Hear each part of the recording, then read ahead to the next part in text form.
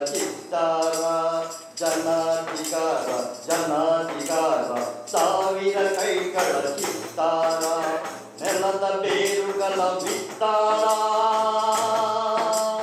ಪ್ರಜಾಪ್ರಭುತ್ವದ ಸಾಕಾರ ನೆಲದ ಬೇರುಗಳ ವಿಸ್ತಾರ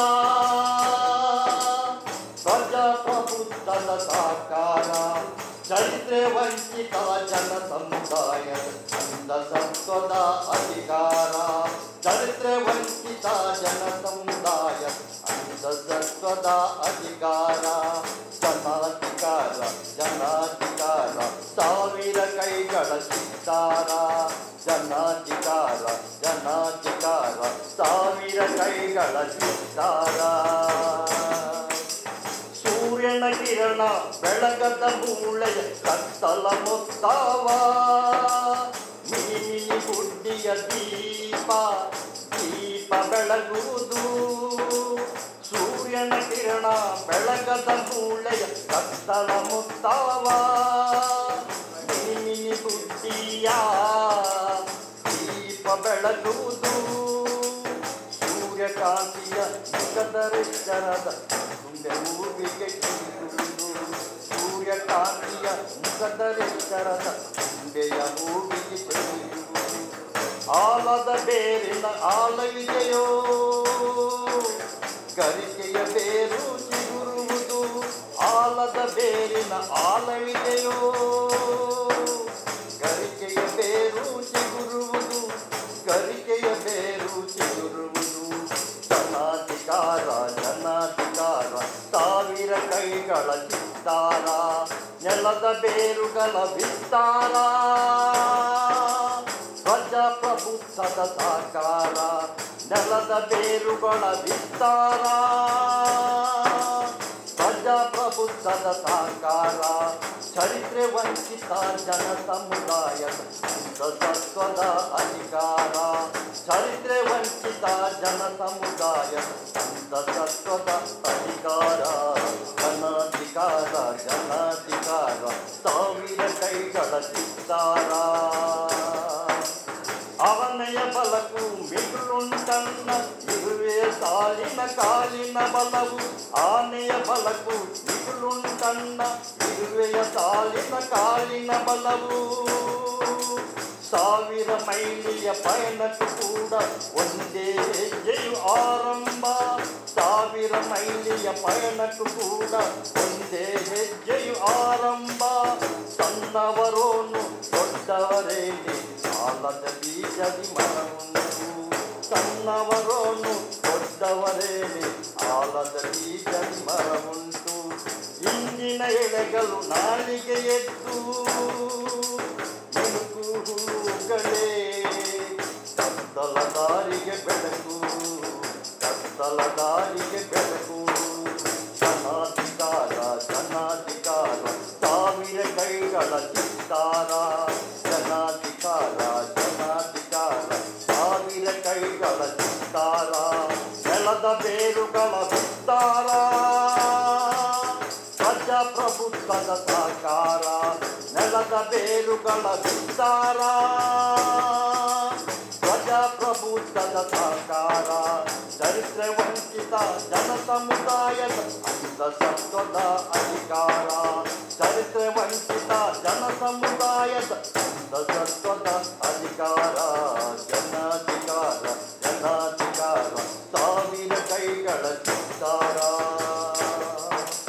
ಜನಾಧಿಕಾರದ ಗುಬ್ಬಿ ಹೂವಿಗೆ ಒಣ ಉಳ್ಳಿನ ದಳದಳು ಬೇಕು ಜನಾಧಿಕಾರದ ಗುಬ್ಬಿ ಹೂವಿಗೆ ಒಣ ಹುಳ್ಳಿನ ದಳದಳವೂ ಬೇಕು ಗುಬ್ಬಿಯ ಕೂಡಿನ ಚಿಲಿಪಿಳಿನಾದ ಒಡಗಳಿ ಹಾಕಿ ಶಂಕಾನಾದ ಗುಬ್ಬಿಯ ಕೂಡಿನ ಚಿಲಿಪಿಳಿನಾದ ಒಡಗಳಿ ಹಾಕಿ ಶಂಕನಾದ ಜನಾಧಿಕಾರ ಜನಧನಿಯಾಗಿ ದಕ್ಕಳಿ ಸಿಕ್ಕದ ಶತಶತಮಾನದ ಸಮಬಾಳು ಜನಾಧಿಕಾರ ಜನಧನಿಯಾಗಿ ದಕ್ಕಳಿ ಸಿಕ್ಕದ ಶತಶತಮಾನದ ಸಮಬಾಳು ಶತಶತಮಾನದ ಸಮಬಾಳು ಶತಶತಮಾನದ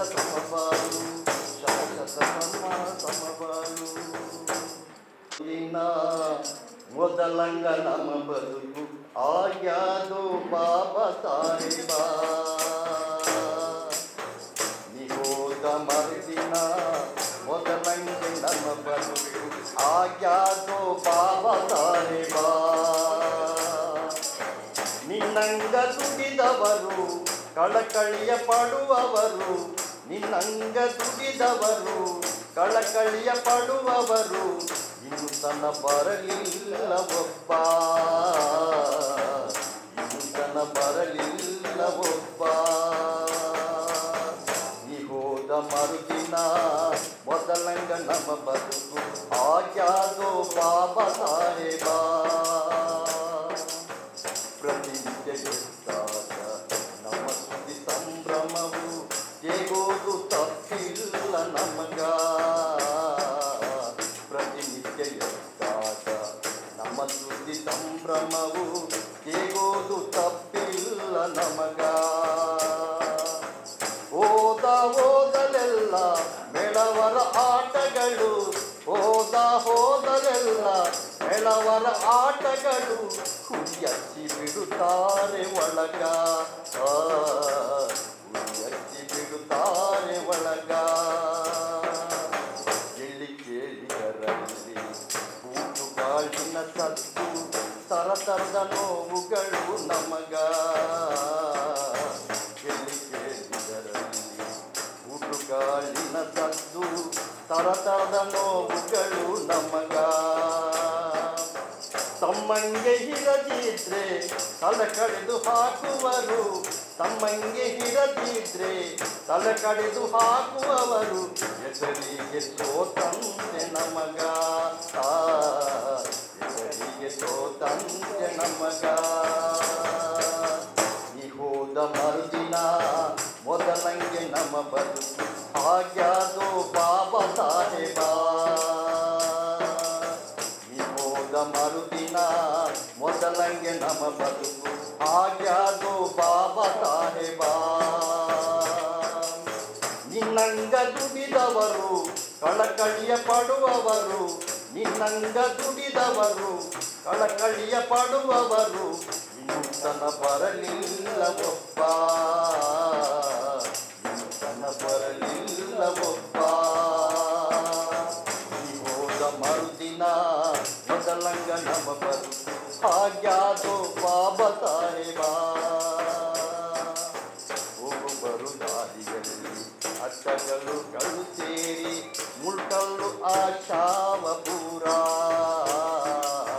ಹೋಗುಬರು ದಾರಿಯಲ್ಲಿ ಅಡ್ಡಗಳು ಸೇರಿ ಮುಳ್ಕಲ್ಲು ಆಶಾವಪುರ. ಹೆಚ್ಚಾಗಿ ಬೆಳೆದವರು ಉಳಿದವರ ಜೀವಗಳು, ಹೆಚ್ಚಾಗಿ ಬೆಳೆದವರು ಉಳಿದವರ ಜೀವಗಳು ಹಗಲಾಗೆ ಹೊಡೆದಾರ ಟಾರ, ಹಗಲಾಗೆ ಹೊಡೆದಾರ ಟಾರ. ನೀ ಹೋದ ಮರುದಿನ ಮೊದಲಂಗೆ ನಮ್ಮ ಬದುಕು ಆಗ್ಯಾದೋ ಬಾಬಾ ಸಾಹೇಬ. ಆಚರ್ವ ಬದನೆಕಾಯಿ ನುಡಿದಂಗ ನಡೆದವ ವೈರ. ಜಗತ್ತಿನೆಲ್ಲ ಧರ್ಮ ಒಂದೇ ಹೇಳಿರುವಾಗ, ಜಗತ್ತಿನೆಲ್ಲ ಧರ್ಮ ಒಂದೇ ಹೇಳಿರುವಾಗ ನಮ್ಮಲ್ಲಕ್ಕೆ ಕುಲದಾರಕಾರ, ನಮ್ಮಲ್ಲಕ್ಕೆ ಕುಲದಾರಕಾರ. ನೀ ಹೋದ ಮರುದಿನ ಮೊದಲಂಗೆ ನಮ್ಮ ಬದುಕು ಆಗ್ಯಾದೋ ಬಾಬಾ ಸಾಹೇಬ. ನಿನ್ನಂಗ ದುಡಿದವರು ಕಳಕಳಿಯ ಪಡುವವರು, ನಿನ್ನಂಗ ದುಡಿದವರು ಕಳಕಳಿಯ ಪಡುವವರು ಇನ್ನು ತನ ಬರಲಿಲ್ಲ ಒಬ್ಬ, ಇನ್ನು ತನ ಬರಲಿಲ್ಲ ಒಬ್ಬ. ನೀ ಹೋದ ಮರುದಿನ ಮೊದಲಂಗ ನಮ್ಮ ಬದುಕು ಆಗ್ಯಾದೋ ಬಾಬಾ ಸಾಹೇಬ. ಕೈಕಾಲು ಮೈ ಮನಸ್ಸು ತಡೆ ಕಣ್ಣು ಕಳೆಕೊಂಡ ಬರಗಿದ ನಾವು, ಕೈಕಾಲು ಮೈ ಮನಸ್ಸು ತಡೆ ಕಣ್ಣು ಕಳೆಕೊಂಡ ಬರಗಿದ ನಾವು. ಮೈ ತುಂಬ ಮನ ತುಂಬ ಚಿಕ್ಕವರ ಮುಖ ಮುದ್ರೆ, ಮನ ತುಂಬ ಮೈ ತುಂಬ ಚಿಕ್ಕವರ ಮುಖ ಮುದ್ರೆ, ಚೀರಾಟ ಹಾರಾಟ ಸಾಗು, ಚೀರಾಟ ಹಾರಾಟ ಸಾಗು. ಈ ಹೋದ ಮರುದಿನ ಮೊದಲಂಗ ನಮ್ಮ ಬದುಕು ಆಗ್ಯಾದೋ ಬಾಬಾ ಸಾಹೇಬ. ಈ ಹೋದ ಮರುದಿನ ಮೊದಲಂಗ ನಮ್ಮ ಬದುಕು ಆಗ್ಯಾದೋ ಬಾಬಾ ಸಾಹೇಬ. ಎಷ್ಟಂತ ಸುಳಿತಾರ ಎಷ್ಟಂತ ಅರಿತಾರ ತಳದ ಕುಮಿತಿಯುಂಟು ಇಲ್ಲಿ. ಎಷ್ಟಂತ ಉಳಿತಾರ ಎಷ್ಟಂತ ಅರಿತಾರ ತಳದ ಕುಮಿತಿಯುಂಟು ಇಲ್ಲಿ. ತಾಳಿ ತಾಳಿ ಒಮ್ಮೆ ಗುಳಿಯಾಗಿ ಬುದ್ಧವನು, ತಾಳಿ ತಾಳಿ ಒಮ್ಮೆ ಗುಳಿಯಾಗಿ ಬುದ್ಧವನು, ಸಾಮಾನ್ಯನಲ್ಲೋ ಬಡಜೀವಿ, ಸಾಮಾನ್ಯನಲ್ಲೋ ಬಡಜೀವಿ. ಈ ಹೋದ ಮರುದಿನ ಮೊದಲಂಗೆ ನಮ್ಮ ಬದುಕು ಆಗ್ಯಾದೋ ಬಾಬಾ ಸಾಹೇಬ. ಬಾಬಾ ಸಾಹೇಬರೇನು ಹುಚ್ಚರಲ್ಲವೇ ಅಲ್ಲ, ಕೈಗಟ್ಟಿ ಇರಲಿಲ್ಲ ತುಂಬ.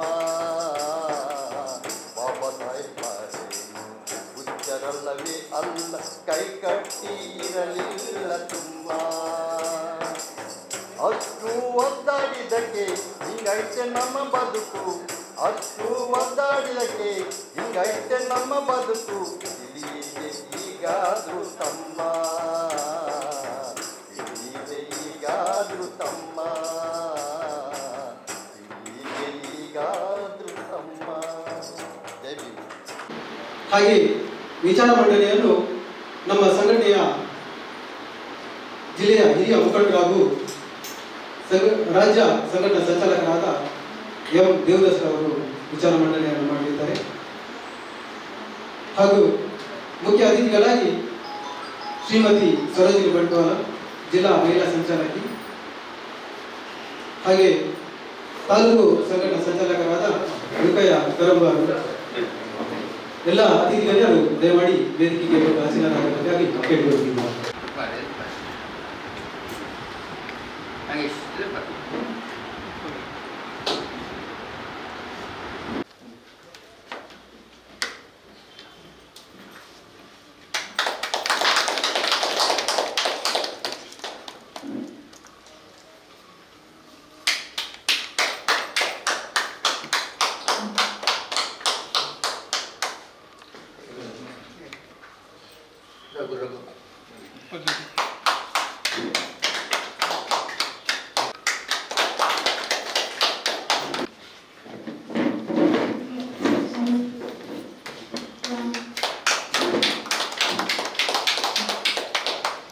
ಮುನ್ನ ಚುಕ್ಕಿ ಮುಳುಗುವ ಮುನ್ನ, ಸೂರ್ಯ ಮೂಡುವ ಮುನ್ನ, ಚುಕ್ಕಿ ಮುಳುಗುವ ಮುನ್ನ, ಸೂರ್ಯ ಮೂಡುವ ಮುನ್ನ, ಚುಕ್ಕಿ ಮುಳುಗುವ ಮುನ್ನ. ಮಕ್ಕನ್ನ ಕಳೆಕೊಂಡವರು ಸಾವಿಗಾಗಿ ಬದುಕಿದವರು, ಮಕ್ಕನ್ನ ಕಳೆಕೊಂಡವರು ಸಾವಿಗಾಗಿ ಬದುಕಿದವರು. ಸೂರ್ಯ ಮೂಡುವ ಮುನ್ನ, ಚುಕ್ಕಿ ಮುಳುಗುವ ಮುನ್ನ, ಸೂರ್ಯ ಮೂಡುವ ಮುನ್ನ, ಚುಕ್ಕಿ ಮುಳುಗುವ ಮುನ್ನ. ಮುಕ್ತಿ ಕಣ್ಣ ತೆರೆವಾಗ ಆಸೆಯಿಂದ ತೆಗೆದೋರು, ಮುಕ್ತಿ ಕಣ್ಣ ತೆರೆವಾಗ ಆಸೆಯಿಂದ ತೆಗೆದೋರು, ಗುಲಾಬಿಯ ನೋಡಿದರು ಮುಚ್ಚಿಡಲು ಹೋದಾಗ ಮುಳ್ಳಿಗೆ ಬಲಿಯಾದೋರು, ಗುಲಾಬಿಯ ನೋಡಿದರು ಮುಚ್ಚಿಡಲು ಹೋದಾಗ ಮುಳ್ಳಿಗೆ ಬಲಿಯಾದೋರು. ಬದುಕನ್ನ ಕಳೆಕೊಂಡವರು ಸಾವಿಗಾಗಿ ಬದುಕಿದರು, ಬದುಕನ್ನ ಕಳೆಕೊಂಡವರು ಸಾವಿಗಾಗಿ ಬದುಕಿದರು. ಸೂರ್ಯ ಮೂಡುವ ಮುನ್ನ, ಚುಕ್ಕಿ ಮುಳುಗುವ ಮುನ್ನ, ಸೂರ್ಯ ಮೂಡುವ ಮುನ್ನ, ಚುಕ್ಕಿ ಮುಳುಗುವ ಮುನ್ನ. ಸಾಗರದ ನೀರಿನಾಗ ಅದಿರ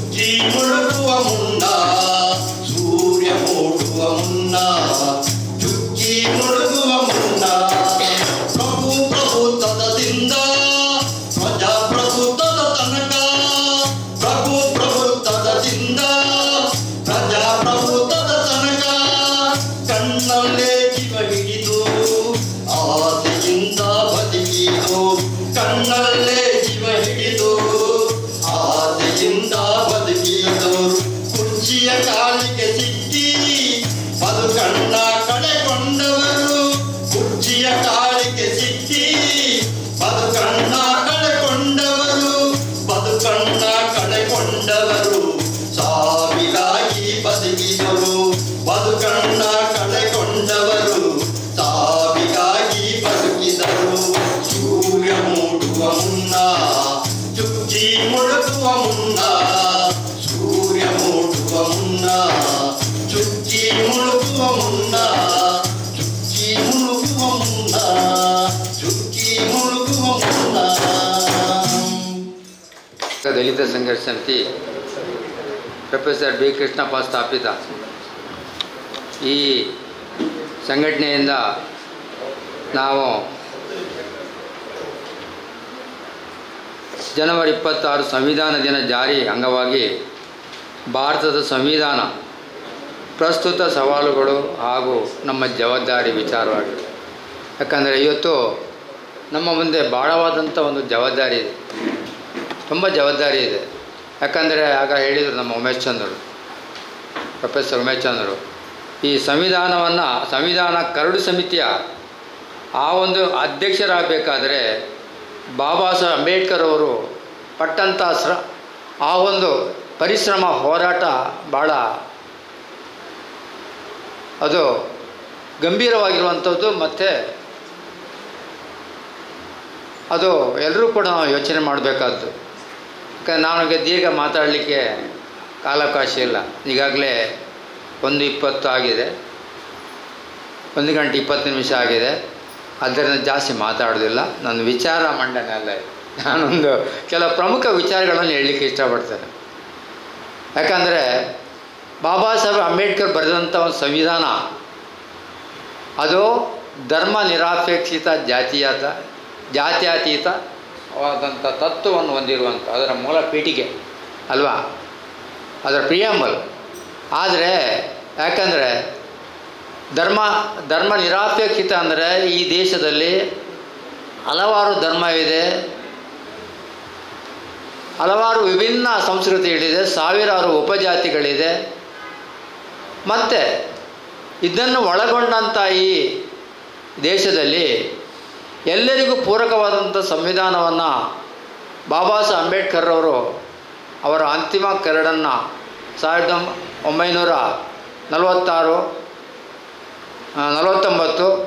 ನವಂಬರ್ 26ರಂದು ಅವರು ಆಗಿನ ರಾಷ್ಟ್ರಪತಿ ಬಾಬು ರಾಜೇಂದ್ರ ಪ್ರಸಾದ್ ಅವರಿಗೆ ಅರ್ಪಣೆ ಮಾಡಿದ್ದಾರೆ.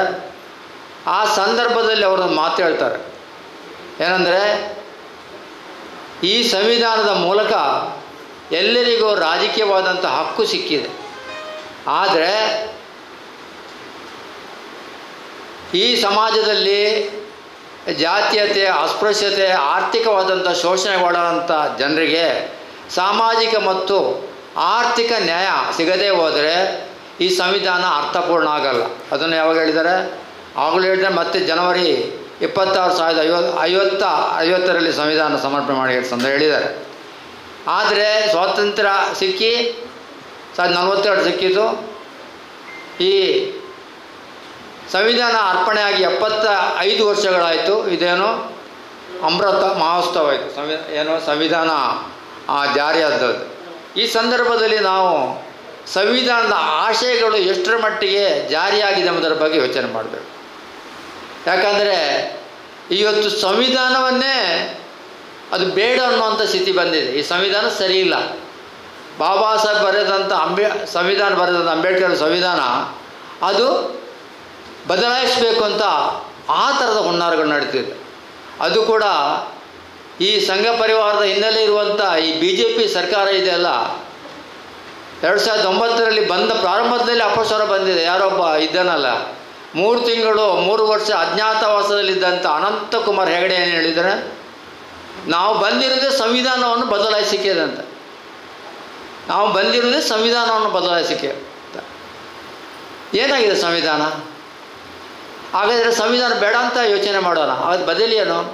ಮನುಸ್ಮೃತಿಯ, ಈ ರಾಮಾಯಣ ಭಾರತ ಪುರಾಣ ಕಥೆಗಳ, ವೇದ ಉಪನಿಷತ್ತು ಯಾವುದು ಹೇಳಬೇಕಲ್ಲ ಇವರು? ಸಂವಿಧಾನ ಸರಿಯಿಲ್ಲ ಅಂದಿದ್ರೆ ಬದಲಿ ಯಾವುದು? ಅದೇ ರೀತಿ 1919ರಲ್ಲಿ ಆಗಸ್ಟ್ 9ನೇ ತಾರೀಕಿಗೆ ಅಲ್ಲಿ ಡೆಲ್ಲಿ ಜಂತರ್ ಮಂತರಲ್ಲಿ ಸಂವಿಧಾನದ ಪ್ರತಿಯನ್ನು ಸುಟ್ಟಾಕಿದರು. ಯಾರಾದರೂ ಅದರ ಬಗ್ಗೆ ಸಂಸತ್ತಿಗೆ ಪ್ರಮಾಣ ವಚನ ಮಾಡಿ ಹೋದಂಥ ಅಲ್ಲಿ ಸಂಸದರಿದ್ದಾರಲ್ಲ, ಇದು ಅವರೆಲ್ಲ ಪ್ರಮಾಣ ವಚನ ಮಾಡಿ ಹೋದವರು. ಇದು ತೀರಾ ಅನ್ಯಾಯ.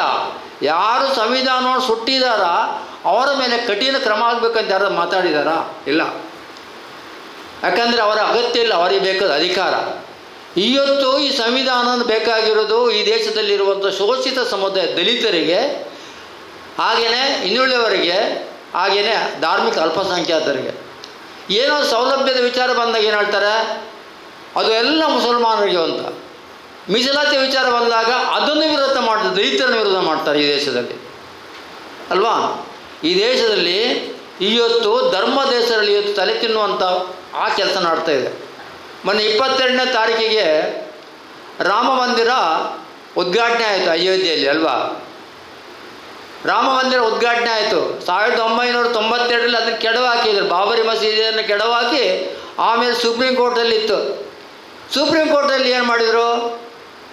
ಅದು ಕರಸೇವಕರ ಒತ್ತಡಕ್ಕೆ ಮಣಿದವರು ಜಡ್ಜ್ಮೆಂಟ್ ಕೊಟ್ಟಿದ್ದಾರೆ, ತೀರ್ಮಾನ ಕೊಟ್ಟಿದ್ದಾರೆ. ಅದು ಮೊನ್ನೆ ಒಂದೆರಡು ಲೇಖನಲ್ಲಿ ಬಂದಿದೆ, ಯಾರು ಶಿವಶಿವಂತರು ಬರೆದಂತ ಕ್ಲಿಯರಾಗಿ ಬರೆದಿದ್ದಾರೆ. ನಿಜವಾಗಿ ಏನು ಪುರಾವೆಗಳಿತ್ತಲ್ಲಿ? ಏನೂ ಇರಲಿಲ್ಲ. ಯಾರೋ ಒಬ್ಬ ಹಿಂದೆ DC ಒಬ್ಬ 2 ರಾಮಲಲ್ಲ ಇದನ್ನು ಮೂರ್ತಿಯನ್ನು ತಂದಿಟ್ಟಿದ್ದಾನೆ, ಅದನ್ನೇ ಆಧಾರವಾಗಿ ಇಟ್ಕೊಂಡಿದ್ದಾರೆ. ಎಲ್ಲಿ ಉತ್ಖನನ ಇದರಲ್ಲಿ ಪ್ರೂವ್ ಆಗಿದೆ? ಇಲ್ಲ, ಏನಿಲ್ಲ. ಯಾಕಂದರೆ ಈ ದೇಶದ ಜನತೆಯನ್ನು ಧಾರ್ಮಿಕವಾಗಿ ತಲೆಗೆಡಿಸಿ ಅವರು ಮತ್ತೆ ಅಧಿಕಾರ ಹಿಡಿಬೇಕಲ್ಲ. ಇನ್ನೂ ಕೂಡ ಅದು ಪೂರ್ಣ ಆಗಿಲ್ಲ ರಾಮ ಮಂದಿರ. ಮೊನ್ನೆ 22ನೇ ತಾರೀಕಿಗೆ ಅದನ್ನು ಉದ್ಘಾಟನೆ ಆಯಿತು. ಇವನು ನಮ್ಮ ಪ್ರಧಾನಿ ನರೇಂದ್ರ ಮೋದಿ 11 ದಿವಸ ಉಪವಾಸ ಸತ್ಯಾಗ್ರಹ ಅಂತ ಉಪವಾಸ ಕೂತಿದ್ದಾರೆ. ಯಾಕೆ? ಅದು ಏನೋ ಪ್ರಾಣ ಪ್ರತಿಷ್ಠೆ ಆಮೇಲೆ ಮಾಡಲಿಕ್ಕೆ, ಮತ್ತು ನೀರಲ್ಲಿ ಮುಳುಗೋದು. ಯಾರಾದರೂ 1 ದಿವಸ ಉಪವಾಸ ಕೂತರೆ ಸಾಕಾಗಿಬಿಡ್ತದೆ. ಇದು 11 ದಿವಸ ಉಪವಾಸ ಕೂತಿರೋದ್ರೆ ಇದನ್ನು ನಂಬಲಿಕ್ಕೆ ಸಾಧ್ಯನಾ? ಜನ ಅದನ್ನು ನಂಬ್ತಾರ? ಮತ್ತೆ ಹೇಳ್ತಾರೆ ಎಲ್ಲ ಮನೆಯಲ್ಲಿ ದೀಪ ಹಚ್ಚಿ 22 ತಾರೀಕು ಅಂತ. ಆ ಸರಿ ಕೊರೋನಾ ಬಂದ ಕೂಡ ಆದರೆ ದೀಪ ಹಚ್ಚಿ ಚಪ್ಪಾಳೆ ತಟ್ಟಿ ಅಂತ ಹೇಳಿದ್ದಾರೆ. ಮೊನ್ನೆ ರಾಮ ಮಂದಿರ ಉದ್ಘಾಟನೆ ಸಂಬಂಧ ಹೇಳಿದ್ದಾರೆ ನೀವೆಲ್ಲ ಮನೆ ಮೇಲೆ ದೀಪ ಹಚ್ಚಿ ಅಂತ. ಈಗ ನಮ್ಮ ಮುಂದೆ, ಯಾಕಂದರೆ ಅವರಿಗೆ ಬೇರೆ ಅಜೆಂಡಗಳಿರಲಿಲ್ಲ. ಯಾಕಂದರೆ ಈ ದೇಶದಲ್ಲಿ ನಿರುದ್ಯೋಗ ಇದೆ ಅಲ್ವಾ, ಆಮೇಲೆ ಬಡತನ ಇದೆ, ಅನಕ್ಷರತೆ ಇದೆ. ಇದನ್ನೆಲ್ಲ ನಿವಾರಿಸೋಕೆ ಸರಿಯಾದ ಅಜೆಂಡಗಳೇ ಇಲ್ಲ. ಈಗ ಗ್ಯಾರಂಟಿ ತಂದಿದ್ದಾರೆ, ಕರ್ನಾಟಕದಲ್ಲಿ ಗ್ಯಾರಂಟಿ ತಂದು ಹೇಳಿದ್ದಾರೆ ಕರ್ನಾಟಕ ಸರ್ಕಾರ ದಿವಾಳಿ ಆಗುತ್ತೆ ಅಂತ. ಈಗ ಇವರು ಕೇಂದ್ರದಲ್ಲಿ ಈಗ ಏನೋ ಅವರು ಕೂಡ ಗ್ಯಾರಂಟಿಗಳನ್ನು ಘೋಷಣೆ ಮಾಡಿದ್ದಾರೆ. ಕೇಂದ್ರ ಸರ್ಕಾರ ದಿವಾಳಿ ಆಗೋದಿಲ್ವಾ? ದಿವಾಳಿ ಆದರೆ ಇವರು ಹಣ ಕೊಡ್ತಾರೆ. ಅಂಬಾನಿ ಅದಾನಿ ಬಹುಶಃ ಅದೇ ಧೈರ್ಯ ಅವರಿಗೆ. ಅಂಬಾನಿ ಅದಾನಿ ಹಣ ಕೊಡ್ತಾರೆ, ಅವ್ರು ಬಹುಶಃ ಅದನ್ನೇ ಗಟ್ಟಿ ಇಟ್ಕೊಂಡಿದ್ದಾರೆ. ಈಗ ನಾವು ಇದರ ಬಗ್ಗೆ ನಮಗೆ ಜನರಿಗೆ ಜಾಗೃತಿ ಮೂಡಿಸುವಂಥ ಕೆಲಸ ಮಾಡಬೇಕಾಗಿದೆ. ಸಂವಿಧಾನದ ಬಗ್ಗೆ ನಮ್ಮ ಜನಗಳಿಗೆ ಸರಿ ಗೊತ್ತಿಲ್ಲ. ಬಾಬಾ ಸಾಹೇಬ್ ಬರೆದ ಆ ಸಂವಿಧಾನದಿಂದ ನಾವು ಇವತ್ತು ಸಮಾಜದಲ್ಲಿ ತಲೆ ಎತ್ತಿ ಸ್ವಾಮಿಯನ್ನು ಬದುಕ್ತಿದ್ದೇವೆ. ಹಿಂದೆ ಯಾವುದಿತ್ತು? ಮನುಸ್ಮೃತಿ ಇತ್ತು. ಇವರಿಗೆ ಇವತ್ತು ಯಾರು ನಮ್ಮನ್ನು ಆಡಳಿತ ಮಾಡ್ತಾ ಇದ್ದಾರೋ ಅವರ ಹೃದಯದಲ್ಲಿರೋದು ಮನುಸ್ಮೃತಿ. ಬಾಯಲ್ಲಿ ಮಾತ್ರ ಬಾಬಾ ಸಾಹೇಬ್ ಅಂಬೇಡ್ಕರ್ ಸಂವಿಧಾನ ಅಂತ ಹೇಳ್ತಾ ಇದ್ದಾರೆ. ಇದನ್ನು ನಾವು ಇವತ್ತಿನ ಈ ಕಾರ್ಯಕ್ರಮದ ಮೂಲಕ 2024ರ ಚುನಾವಣೆ ಬರುತ್ತೆ, ಅಲ್ಲಿವರೆಗೆ ಎಲ್ಲೆಲ್ಲಿ ಸಾಧ್ಯ ಇದೆಯಾ ನಮ್ಮ ಸಮುದಾಯಕ್ಕೆ ಸಂವಿಧಾನದ ಬಗ್ಗೆ ಅರಿವು ಮೂಡುವಂಥ ಕೆಲಸ ನಿರಂತರ ಆಗಬೇಕು. ಇಲ್ಲದಿದ್ದರೆ ಈ ಸಂವಿಧಾನ ಉಳಿಯುವುದಿಲ್ಲ. ಮತ್ತೆ ಬರೋದು ಅದೇ ಮನುಸ್ಮೃತಿ. ನಮಗೆ ಆ ಮನುಸ್ಮೃತಿ ಬೇಡ. ನಮ್ಮ ಹಿರಿಯರು ಅನುಭವಿಸಿ ಸಾಕು. ಕುತ್ತಿಗೆಗೆ ಕುಡಿಗೆ, ಸೊಂಟಕ್ಕೆ ಪೊರಕೆ ಕಟ್ಕೊಂಡು ವಿದ್ಯೆ ಇಲ್ಲದೆ ಗುಲಾಮರಾಗಿ ಅನಾಗರಿಕರ ಬದುಕಿದಂಥ ಈ ಸಮಾಜ ಮತ್ತೆ ನಿರ್ಮಾಣ ಆಗೋದು ಬೇಡ. ಮೋದಿಗೆ ನಾವು ಅದನ್ನೇ ಹೇಳಬೇಕು. ಏನೋ ಇಲ್ಲಿ ಹೆಣ್ಣು ಮಕ್ಕಳ ಮೇಲೆ ಅತ್ಯಾಚಾರ ಅದು ಹೇಳ್ತಾರೆ, ಹೆಣ್ಣು ಮಕ್ಕಳ ಬಗ್ಗೆ ಮಾತಾಡ್ತಾರೆ, ಬೇಟಿ ಬಚಾವೋ ಬೇಟಿ ಪಡಾವೋ ಅಂತ. ಹೆಣ್ಣು ಮಕ್ಕಳ ಮೇಲೆ ಈ ದೌರ್ಜನ್ಯ ಅತ್ಯಾಚಾರ ಆದಾಗ ಮೋದಿ ಮಾತಾಡ್ತಾರಾ? ಇಲ್ಲ. ಮಣಿಪುರದಲ್ಲಿ ಇಷ್ಟೆಲ್ಲ ದೌರ್ಜನ್ಯ ದಬ್ಬಾಳಿಕೆ ಎಲ್ಲ ಆಯಿತು 8 ತಿಂಗಳಿಂದ, ಅಲ್ಲಿ ಹೋಗ್ಲಿಕ್ಕಾಗಲಿಲ್ಲ. ಮೊನ್ನೆ ರಾಮ ಮಂದಿರದಲ್ಲಿ ಅಡ್ಡ ನೀಟ ಉದ್ಯಾನ ನಮಸ್ಕಾರ ಬಿಟ್ಟು ಅಲ್ವಾ, ಅದು ಕೂಡ ಕಾಡಿಗಟ್ಟಿದ ರಾಮ ಅಲ್ವಾ ಸೀತೆಯನ್ನು ಹೆಣ್ಣನ್ನು. ಇವರೇನು ಮಾಡಿದ್ದಾರೆ ಮೋದಿ, ಅವರು ಮೋದಿ ಹೆಂಡತಿಯನ್ನು ಬಿಟ್ಬಿಟ್ಟಿದ್ದಾರೆ ಅಲ್ವಾ. ಕಾಡಿಗಟ್ಟಿದ ರಾಮನ ಆ ಮಂದಿರನ ಉದ್ಘಾಟನೆ ಮಾಡಿ ಹೆಂಡತಿ ಬಿಟ್ಟು ಅಂತ ಈ ಮೋದಿ ಉದ್ಘಾಟನೆ ಮಾಡಿದರು. ಅದು ಈಗ ಏನಾಗಿದೆ ಅಂದರೆ ರಾಮ ಮಂದಿರ, ಮೊನ್ನೆ ನಮ್ಮ ದೇವನೂರು ಮಹಾದೇವ್ ಹೇಳಿದರು, ರಾಮ ಮಂದಿರ ಇದೆ ಅಯೋಧ್ಯೆಯಲ್ಲಿ ಇರೋದು ರಾಜಕೀಯ ಪಕ್ಷದ ಜೂಜಾಟ ಕೇಂದ್ರ ಅಂತ ಹೇಳಿದೆ. ನಿಜನೇ ಅದು. ಯಾಕಂದರೆ ರಾಜಕೀಯ ಈಗ ನೆಕ್ಸ್ಟ್ ಅಧಿಕಾರ ಬರಬೇಕಾದ್ರೆ ಅದಕ್ಕೆ ಒಂದು ಅದು ಸಂಕೇತ ಇಟ್ಕೊಂಡು ಹೊರತು ರಾಮನನ್ನ ಒಂದು ಭಕ್ತಿಯಿಂದ ಮಾಡುವಂಥ ಇದನ್ನೇ ಅಲ್ಲ ಅದು. ಅದಕ್ಕೆ ಬೇಕಾಗಿ ನಾವು ಏನು ಮಾಡಬೇಕಂದ್ರೆ ಎಷ್ಟು ಸಾಧ್ಯ ಇದೆ ಎಲ್ಲೆಲ್ಲಿ ಎಲ್ಲ ಕಡೆ ನಾವು ಹೋಗಿ ಈ ವಿಚಾರವನ್ನು ಜನರಿಗೆ ತಿಳಿಸ್ಬೇಕು. ಮೊನ್ನೆ ಏನು ಮಂತ್ರಾಕ್ಷತೆ ಕೂಡ ತಂದರು ಅಂತ ಕೆಲವರಿಗೆ. ಅಲ್ಲಿ ಉದ್ಘಾಟನೆ ಆಗಿಲ್ಲ ಮಂದಿರ, ಆದರೆ ಮೊದಲೇ ಮಂತ್ರಾಕ್ಷತೆ ಯಾವುದು ಇದನ್ನೇ ಯಾವ ಸರ್ಕಾರ ಕೊಡುವಂಥ ಇದು ಅಕ್ಕಿ ಇತ್ತಲ್ಲ, ಅದನ್ನೇ ಎಷ್ಟೋ ಟನ್ ಅದನ್ನು ಫ್ರೀಯಾಗಿ ಬಡವರಿಗೆ ಕೊಡುವ ಅಕ್ಕಿಯನ್ನು ಇವರು ಮಂತ್ರಾಕ್ಷತೆ ತಂದು ಮನೆ ಮನೆಗೆ ಹಂಚಿದ್ದಾರೆ. ಆದ್ದರಿಂದ ನಾವು ಇದನ್ನೆಲ್ಲ ಗಂಭೀರವಾಗಿ ತಗೊಳ್ಬೇಕು. ಯಾಕೆ ಆಗಲೇ ಹೇಳಿದ್ದೇನೆ, ಬಾಬಾ ಸಾಹೇಬ್ ಅಂಬೇಡ್ಕರ್ ಅವರು ಸಂವಿಧಾನ ಬರೀಬೇಕಾದರೆ ಎಷ್ಟು ಆ ಕರಡು ಸಂವಿಧಾನ ಬರಬೇಕಾದ್ರೆ ಎಷ್ಟು ಪ್ರಯತ್ನ ಪಟ್ಟಿದ್ದಾರೆ. ಕೊನೆಗೆ 8 ಮಂದಿ ಇದ್ರಲ್ಲ ಸಂವಿಧಾನ ಸಮಿತಿ ರಚನೆ, ಇದು ಅಂಬೇಡ್ಕರ್ ಸೇರಿ. ಬೇರೆ ಬೇರೆ ಕಾರಣಕ್ಕೆ ಯಾರು ಕೂಡ ಇದಿಲ್ಲ. ಕೆಲವರು ಒಬ್ಬರು ಡೆತ್ ಆಗ್ತಾರೆ, ಮರಣ ಹೊಂದ್ತಾರೆ, ಇಬ್ಬರು ವಿದೇಶ ಹೋಗ್ತಾರೆ, ಮತ್ತು ಇಬ್ಬರು ಅವರ ಪ್ರಾಂತೀಯ ಸರ್ಕಾರದ ಕಡೆ ಗಮನ ಇಡ್ತಾರೆ. ಕೊನೆಗೆ ಅಂಬೇಡ್ಕರ್ ಏಕಾಂಗಿಯಾಗಿ ಸಂವಿಧಾನವನ್ನು ಯಾರು ನಾನಕ್ಕ ಚಂದ್ರರತ್ತು ಅವರನ್ನು ಸಾಕಾರಕ್ಕೆ ತಗೊಂಡು ಬರ್ತಾರೆ. 2 ವರ್ಷ 11 ತಿಂಗಳು 17 ದಿವಸ ಸಂವಿಧಾನ ಬರಲಿಕ್ಕೆ ಅವರಿಗೆ ಅಷ್ಟು ಸಮಯ ತಗೊಂಡು ರಾತ್ರಿ ಹಗಲು ಯೋಚನೆ ಮಾಡಿದೆ. ಕೊನೆಗೆ ಅವರ ಆರೋಗ್ಯಕ್ಕೂ ಕೆಟ್ಟೋಗುತ್ತೆ. ಏನೋ ಇದು ಅಂಥ ಒಂದು ಇಡೀ ನಮ್ಮ ರಾಷ್ಟ್ರಕ್ಕೆಲ್ಲ ಇಡೀ ವಿಶ್ವಕ್ಕೆ ಒಂದು ಮಾದರಿಯಾದಂಥ ಸಂವಿಧಾನನ ಬಾಬಾ ಸಾಹೇಬ್ ಅಂಬೇಡ್ಕರ್ ಬರೆದಿದ್ದಾರಲ್ಲ, ಅದನ್ನು ನಾವು ಉಳಿಸುವ ಕಡೆಗೆ ನಾವು ಹೆಚ್ಚು ಗಮನ ಕೊಡೋಣ. ಇವತ್ತು ನಾವೆಲ್ಲ ಬಾಬಾ ಸಾಹೇಬ್ ಅಂಬೇಡ್ಕರ್ ಅವರ ಸಂವಿಧಾನದಿಂದ ನಾವು ಇವತ್ತು ಈ ನಿಯುಕ್ತ ನೌಕರ ಸಭಾಂಗಣ ಸೇರಿದ್ದೇವೆ, ಒಂದಷ್ಟು ವಿದ್ಯೆ ಓದಿದ್ದೇವೆ ಅಲ್ವಾ. ನಮ್ಮ ಅಮೇಶ್ ಚಂದ್ರ ಪ್ರೊಫೆಸರ್ ಆಗಿದ್ದಾರೆ, ನಮ್ಮ ರಘುಧರ್ಮಸೇನ ಲೆಕ್ಚರರ್ ಆಗಿದ್ದಾರೆ. ಇಷ್ಟೆಲ್ಲ ಆಗಬೇಕಾದ್ರೆ ನಾನು ಬ್ಯಾಂಕಲ್ಲಿ ಮ್ಯಾನೇಜರ್ ರಿಟೈರ್ಡ್ ಆಗಿದೆ. ಇಷ್ಟೆಲ್ಲ ಆಗಬೇಕಾದ್ರೆ ಏನು, ಬಾಬಾ ಸಾಹೇಬ್ ಅಂಬೇಡ್ಕರ್ ಅವರ ಸಂವಿಧಾನ ಅದು ನಮ್ಮ ಪವಿತ್ರ ಗ್ರಂಥ. ರಾಮಾಯಣ ಮಹಾಭಾರತ ಅಲ್ಲ ನಮ್ಮದು. ರಾಮಾಯಣ ಮಹಾಭಾರತ ಬೇಕು ಯಾರೋ ಮೋದಿ ಶಿಷ್ಯರಿಗೆ RSSನವರಿಗೆ ಮಾತ್ರ ಅದು ಸಾಕು. ದಲಿತರಿಗೆ ಹಿಂದುಳಿದವರಿಗೆ ಈ ರಾಮಾಯಣ ಮಹಾಭಾರತ ಅದು ವಿರುದ್ಧವಾಗಿದೆ. ಅದು ಶೂದ್ರ ಶಂಭುಕನ ಈ ಕೊರಡು ಕತ್ತರಿಸುವಂಥದ್ದು, ಆಮೇಲೆ ವಾಲಿಯನ್ನು ಸಂಹಾರ ಮಾಡುವಂಥದ್ದು ಅಲ್ವಾ. ಆಮೇಲೆ ಮಹಾಭಾರತ ಬಂದಾಗ ಏಕಲವ್ಯ ಬೆರಳು ಕತ್ತರಿಸುವಂಥದ್ದು, ಈ ದಲಿತ ಸೂತ್ರ ಸಮುದಾಯದ ಜ್ಞಾನದ ವಿರುದ್ಧ ಅದೆಲ್ಲ ಇದೆ, ಸಮರ್ಥ ವಿರುದ್ಧ ಇದೆ. ಆದ್ದರಿಂದ ನಾವು ಸಂವಿಧಾನವನ್ನು ಉಳಿಸುವ ಕಡೆಗೆ ಈ ಕಾರ್ಯಕ್ರಮವನ್ನು ನಾವು ಮುನ್ನಡೆಸೋಣ. ಎಲ್ಲ ಕಡೆಗೆ ನಮ್ಮ ಮಹೇಶ್ಚಂದ್ರ ಇರಿದ್ದಾರೆ, ನಮ್ಮ ಮಹೇಶ್ಚಂದ್ರ ಅವರು ಕೂಡ ನಮ್ಮ ಜೊತೆಗೆ ಮುಂದಿನ ಕಾರ್ಯಕ್ರಮ ಎಲ್ಲಿ ಸಾಧ್ಯ ಇದೆಯಾ ಇದನ್ನು ಜನರಿಗೆ ತಿಳಿಸಿ, ಜೊತೆಗೆ ಒಂದಷ್ಟು ಕರಪತ್ರಗಳನ್ನು ಕೂಡ ಮಾಡಬೇಕು. ಮಾಡಿ ನಮ್ಮ ಎಲ್ಲೆಲ್ಲಿ ದಲಿತ ಕಾಲೋನಿಗಳಿದೆನಾ ಅಲ್ಲಿ ಎಲ್ಲ ಇದನ್ನು ಹಂಚುವಂಥ ಕೆಲಸ ಮಾಡೋಣ. ಇದಕ್ಕೆಲ್ಲ ಸಹಕಾರ ಇರಲಿ ಅಂತ ಕೇಳಿಕೊಳ್ತಾ, ನನಗೆ ಈ ಸಂದರ್ಭದಲ್ಲಿ ಒಂದೆರಡು ಮಾತಾಡೋ ಅವಕಾಶ ಮಾಡಿಕೊಟ್ಟಂಥ ತಮ್ಮೆಲ್ಲರಿಗೆ ವಂದಿಸಿ ನನ್ನ ಮಾತನ್ನು ಮುಕ್ತಾಯಿದ್ದೇನೆ. ಜೈ ಭೀಮ್, ಜೈ ಭಾರತ್, ಜೈ ಕೃಷ್ಣ.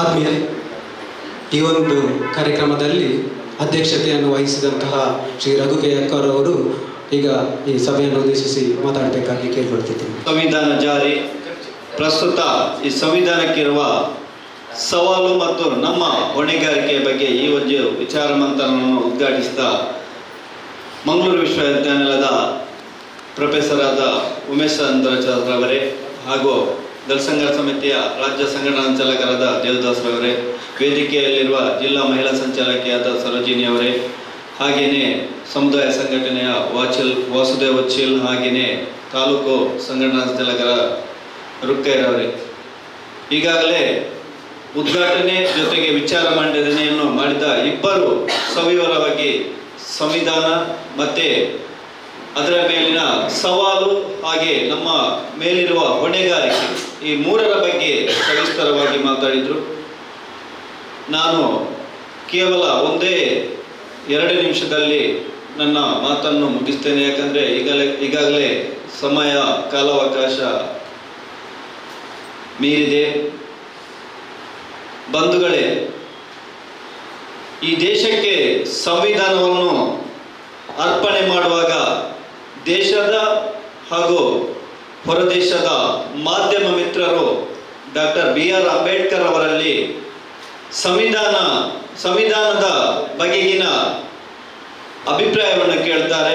ಅಂಬೇಡ್ಕರ್ ಅವರೇ, ನೀವು ಬರೆದ ಸಂವಿಧಾನದಿಂದಾಗಿ ಈ ದೇಶದ ಸಾಮಾಜಿಕ, ಆರ್ಥಿಕ ಅಥವಾ ಶೋಷಿತರ ಬದುಕು ಹಸನಾಗುವ ಬಗ್ಗೆ ನಿಮಗೆ ನಂಬಿಕೆ ಇದೆಯಾ ಎಂಬ ಒಂದು ಪ್ರಶ್ನೆಯನ್ನು ಮುಂದಿಡ್ತಾರೆ. ಆಗ ಅಂಬೇಡ್ಕರ್ ಅವರು ಅಷ್ಟೇ ಮುಗುಳ್ನಕ್ಕು ಹೇಳ್ತಾರೆ, ನಾನು ಬರೆದ ಸಂವಿಧಾನ ಎಷ್ಟೇ ಉತ್ತಮವಾಗಿರ್ಬೋದು ಅಥವಾ ಕೆಟ್ಟದಾಗಿರ್ಬೋದು, ಅದನ್ನು ಜಾರಿ ಮಾಡುವ ಸ್ಥಾನದಲ್ಲಿರುವವರು ಉತ್ತಮವಾಗಿದ್ರೆ ಆ ಸಂವಿಧಾನ ಉತ್ತಮವಾಗಿರ್ತದೆ. ಅದನ್ನು ಜಾರಿ ಮಾಡುವ ಸ್ಥಾನದಲ್ಲಿ ಕೆಟ್ಟವರನ್ನು ನೀವು ಕೂರಿಸಿದ್ರೆ ಆ ಸಂವಿಧಾನವು ಕೆಟ್ಟದಾಗಿರ್ತದೆ ಅಂತ. ಯಾಕಂದ್ರೆ ಈಗಾಗಲೇ ನಮ್ಮ ದಲಿತ ಕಲ್ಯಾಣ ಮಂಡಳಿಯ ಮಿತ್ರರು ಅದರ ಪೀಠಿಕೆಯನ್ನು ಹಾಡಿನ ಮೂಲಕ ಹೇಳಿದ್ರು. ಆ ಸಂವಿಧಾನದ ಪೀಠಿಕೆ ಹೇಳ್ತದೆ, ಈ ದೇಶದ ನಮ್ಮ ಸಂವಿಧಾನ ಸಾರ್ವಭೌಮ, ಧರ್ಮ ನಿರಪೇಕ್ಷತೆ ಆಗಿರ್ಬೇಕು, ಅಭಿವ್ಯಕ್ತಿ ಸ್ವಾತಂತ್ರ್ಯ, ವ್ಯಕ್ತಿ ಗೌರವ, ಅದಕ್ಕಿಂತ ಜಾಸ್ತಿ ಸಾಮಾಜಿಕ, ಆರ್ಥಿಕ, ರಾಜಕೀಯ ಸಮಾನತೆಯನ್ನು ಈ ದೇಶದ ಸಂವಿಧಾನವಿರುತ್ತದೆ. ಜೊತೆಗೆ ವ್ಯಕ್ತಿ ಗೌರವವನ್ನು ಎತ್ತಿ ಹಿಡಿಯುತ್ತದೆ. ಆದ್ರೆ ನಾವು ಪ್ರಸ್ತುತ ಈಗ ನಾವು ಕಾಣೋದು ಈ ಸಂವಿಧಾನದ ಪೀಠಿಕೆಯಲ್ಲಿರುವ ಅಂಶಗಳು ಈ ದೇಶದಲ್ಲಿ 75 ವರ್ಷ ಆಗ್ತಾ ಇದೆ ಈ ಸಂವಿಧಾನ ಜಾರಿಯಾಗಿ. ಆದ್ರೆ ನಮ್ಮನ್ನಾಳಿದ ಯಾವುದೇ ಸರ್ಕಾರಗಳು ಇಷ್ಟರವರೆಗೆ ಆ ಸಂವಿಧಾನದ ಪೀಠಿಕೆಯಲ್ಲಿರುವ ಆಶಯದಂತೆ ನಡೆದುಕೊಂಡಿದೆ ಎಂಬ ಪ್ರಶ್ನೆ ನಮ್ಮ ಮುಂದೆ ಇದೆ. ಯಾಕಂದ್ರೆ ಈಗಾಗಲೇ ದೇವದಾಸರ್ ಅವರು ಹೇಳಿದ್ರು, ಮೊನ್ನೆ ಅಯೋಧ್ಯೆಯಲ್ಲಿ ರಾಮ ಮಂದಿರ ಉದ್ಘಾಟನೆ ಆಗುವ ಸಮಯದಲ್ಲಿ ನಾವು ನೋಡ್ಬೇಕಿತ್ತು, ಪ್ರತಿ ಮನೆಯಲ್ಲಿಯೂ ನಮ್ಮವರು ಸಹ ರಾಮನ ಮಂತ್ರಾಕ್ಷತೆಯನ್ನು ತಂದಿಟ್ರು. ಆದ್ರೆ ಒಂದು ದಿನ ನಾವು ಆಲೋಚಿಸಿದ್ದೇವ, ನಮಗೆ ರಾಮ ಮುಖ್ಯ ಅಲ್ಲ, ನಮಗೆ ಭೀಮನ ಸಂವಿಧಾನ ಮುಖ್ಯ ಅಂತ ನಾವು ಆಲೋಚನೆ ಮಾಡ್ತಿದ್ರೆ ನಮ್ಮ ಮನೆಯಲ್ಲಿ ಇವತ್ತು ರಾಮನ ಮಂತ್ರಾಕ್ಷತೆಯ ಬದಲು ನಮ್ಮ ಮನೆಯಲ್ಲಿ, ಪ್ರತಿ ಮನೆಯಲ್ಲಿಯೂ ಭೀಮನ ಸಂವಿಧಾನದ ಪುಸ್ತಕದ ಪ್ರತಿ ಇರಬೇಕಿತ್ತು. ಆದ್ರೆ ನಾವು ಅದರ ಬಗ್ಗೆ ಚಿಂತಿಸೇ ಇಲ್ಲ. ಅದಕ್ಕಾಗಿ ನಾನು ಹೇಳ್ತಾ ಇದ್ದೇನೆ, ಮುಂದಿನ ದಿನಗಳಲ್ಲಾದ್ರೂ, ಯಾಕಂದ್ರೆ ಈಗಾಗಲೇ ಸರ್ಕಾರ ಸಹ ಸಂವಿಧಾನದ ಅಭಿಯಾನ ಜಾಗೃತಿಯನ್ನು ಮಾಡ್ತಾ ಇದೆ. ನಾವೆಲ್ಲ ಸಂವಿಧಾನದ ಒಂದು, ಈಗಾಗಲೇ ಉಮೇಶ್ ಚಂದ್ರ ಸರ್ ಮತ್ತೆ ದೇವದಾಸ್ ಸರ್ ಹೇಳಿದ ಹಾಗೆ, ಯಾಕಂದ್ರೆ ನಾವು ಸಂವಿಧಾನವನ್ನು ತಿಳಿಯದೆ ಸಂವಿಧಾನದ ಸವಾಲು ಮತ್ತೆ ಆಗು ಹೋಗುಗಳ ಬಗ್ಗೆ ನಮ್ಗೆ ಹೇಳಲಿಕ್ಕೆ ಸಾಧ್ಯ ಇಲ್ಲ. ಸಂವಿಧಾನದ ಸಾಧಕ ಬಾಧಕದ ಬಗ್ಗೆ ನಮ್ಗೆ ಚರ್ಚೆ ಮಾಡಲಿಕ್ಕೆ ಸಾಧ್ಯ ಇಲ್ಲ. ಆದ್ರಿಂದ ನಾವೆಲ್ಲರೂ ನಮ್ಮ ಹಳ್ಳಿಗಳೇ ಈ ಸಂವಿಧಾನದಲ್ಲಿರುವ ಏನು ಅಂಶಗಳಿದೆಯೋ ಅದನ್ನು ತಿಳಿಸುವ ಅಲ್ಲಿ ನಾವು ಕಾರ್ಯಪ್ರವೃತ್ತ ಆಗಬೇಕಾಗಿದೆ. ಈ ನಿಟ್ಟಿನಲ್ಲಿ ಈಗಾಗಲೇ ನಾವು ದೇವದಾಸರೆಲ್ಲ ಒಂದು ಜಿಲ್ಲೆಯ ಏನು ಸಮಾನ ಮನಸ್ಕ ಸಂಘಟನೆ ಮತ್ತೆ ಸಮಾನ ಮನಸ್ಕ ರಾಜಕೀಯ, ಜಾತ್ಯತೀತ ರಾಜಕೀಯ ಪಕ್ಷಗಳು ಏನಿವೆಯೋ ನಾವೊಂದು ಸುತ್ತಿನ ಮಾತುಕತೆ ನಡೆಸಿದ್ದೇವೆ. ಯಾಕಂದ್ರೆ ಈ ನಮ್ದು ಮೂಲ ಉದ್ದೇಶ ಯುವ ಜನಾಂಗಕ್ಕೆ ಈ ಸಂವಿಧಾನದ ಬಗ್ಗೆ ಜಾಗೃತಿಯನ್ನು ಮೂಡಿಸಬೇಕು.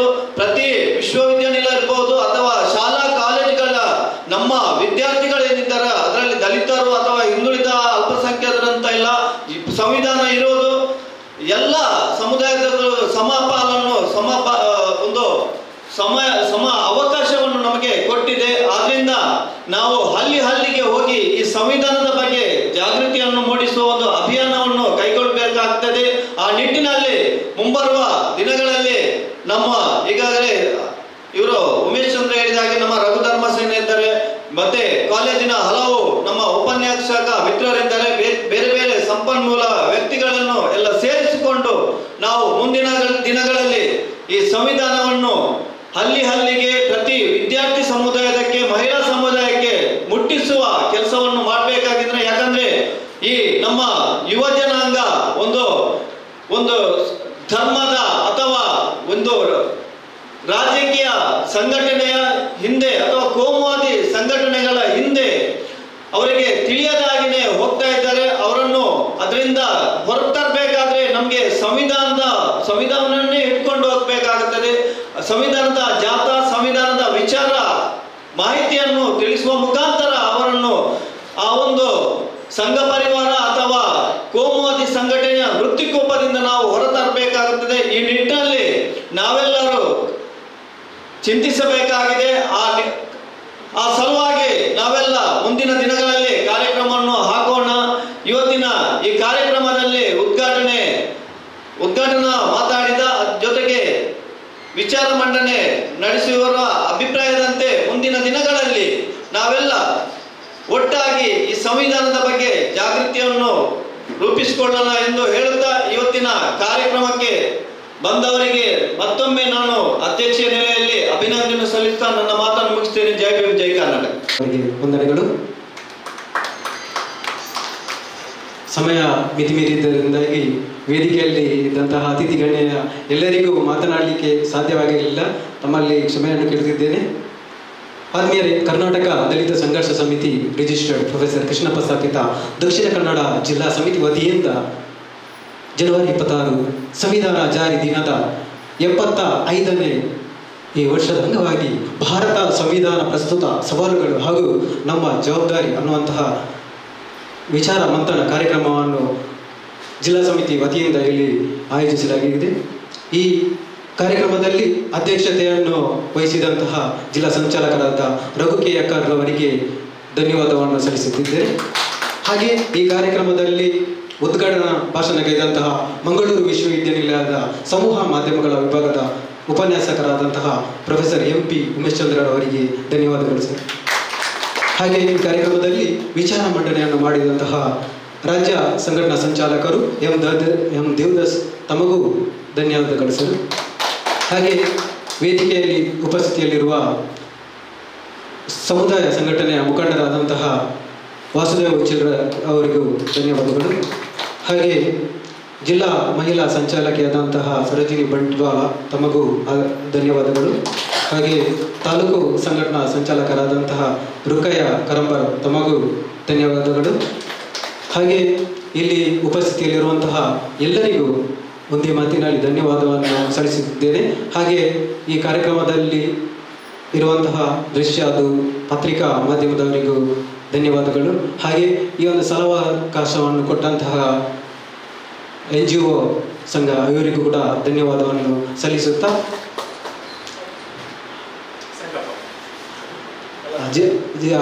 ಜಿಲ್ಲಾ ದಲಿತ ಕಲಾಮಂಡಲಿಯ ಮುಖಂಡರು ಸಂಕಲ್ಪ ಕಾಂಚನರು ಅವರಿಗೂ ಕೂಡ ಧನ್ಯವಾದವನ್ನು ಸಲ್ಲಿಸುತ್ತೇನೆ.